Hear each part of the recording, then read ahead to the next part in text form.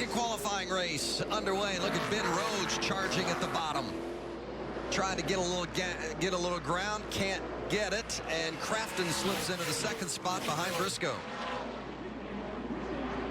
It's Austin Cindric in the 19 up there on the top side. Here's the view from Chase Briscoe's visor cam. You said that right. That is the view.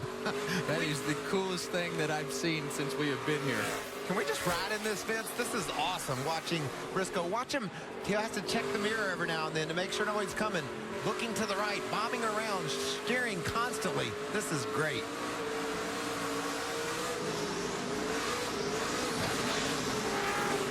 Right there, you see how rough it is going in turn one. You can't really see it on TV, you know, from where you're sitting at home, but it is really rough sitting here in person. There's almost like big potholes as you go into turn one. You know what would be equally as interesting if you had a foot cam on him and watch how much he's working that accelerator pedal too, just like he is the steering wheel. Look how busy he is, and he's leading the race. And you got to remember every time that he goes to turn that steering wheel to the right or to the left, there's a tap of the brake, or there's a tap of the throttle, or a backing off of the throttle. Everything goes with the hands, and the feet and the hands are all going together. How about 3 wide for the transfer spot? I was going to say, a good 3-truck battle for that 5th spot. Chris?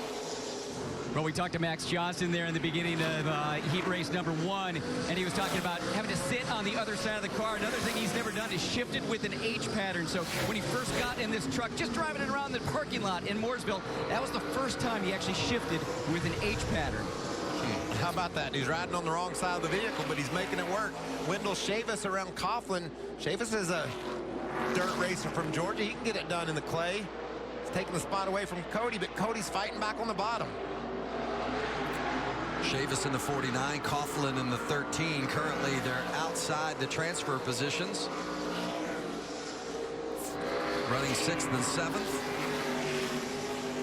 Matt Crafton's been able to keep pace with Chase Briscoe. We've talked a lot about Matt. He's purchased a dirt modified so he could learn more about racing in the dirt, and man, he's certainly fast right now. Yeah, he is chewing up Briscoe in that 29.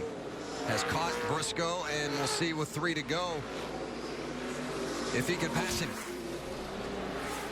Yeah, that part right there where they just came off of turn 2 and you see Matt get under Chase going into turn 3. But to me, that was one of the hardest parts about this particular racetrack, because the way that the wall is shaped off of turn 2 and the way the dirt piles up against the wall, it was always hard for me because I would hit that cushion too hard and bounce you back to the left and up into the right, because if you miss that over there, it's a big mound of dirt.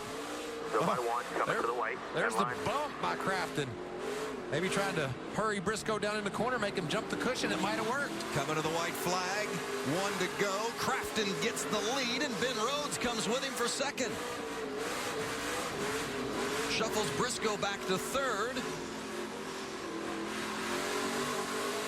Wow. I didn't really see that one coming, guys. Briscoe's so talented on the dirt, was up front, but Crafton put him away. Matt Crafton coming around to take the checkers. Winner of qualifying race number 2.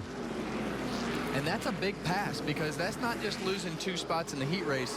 That's losing 2 spots to every heat race. And we'll explain that a little bit later after they all get done and how they line up. Good job, boys. Hell of a job. Great battle for the lead, and Matt Crafton perseveres. The winner of qualifying race number 2 at Eldora.